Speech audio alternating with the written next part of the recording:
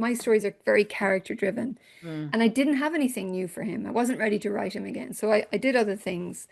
And then two things happened. One is I was at home one Sunday and I was lying on the couch, blanket across the legs, reading fiction myself, but it was series fiction, and it was the third or fourth book in the series, and I was so happy to be going back to this place with these characters. I can't even remember what the book was now, but I remember the feeling distinctly.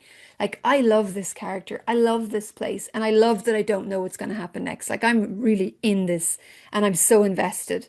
And it felt like going home, and it just made me feel so good. And I thought, I want to try and see if I can recreate that feeling myself. And then the other thing was I came across an article about bog bodies in Ireland, which is a thing. And if you know about it, you know about it. But if you don't, it sounds so weird. Bog bodies, what are you talking about?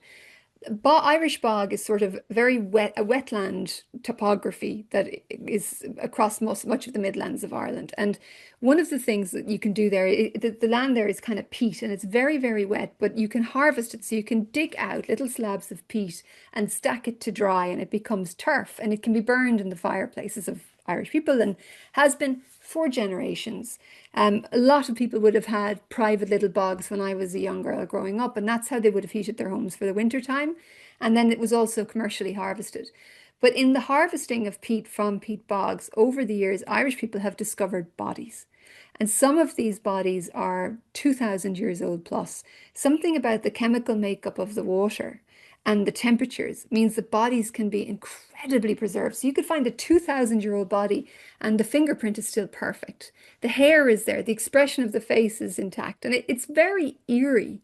Not only that, but some of these bodies have been found with a pattern of injury that can only be described as ritualistic. So a stab wound in exactly the same place on the ribs.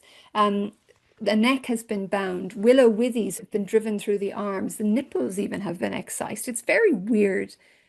What if a body was found in the bog in Galway with the same pattern of injury, but this wasn't an old body? It was relatively recent. And then the writer's brain as well, who would do that? Why would they do it? And in trying to answer those questions, the book starts to write itself. And Mm. that was it. It was an Irish story. So clearly, I wanted to write another series novel, and the two things came together, and I was off.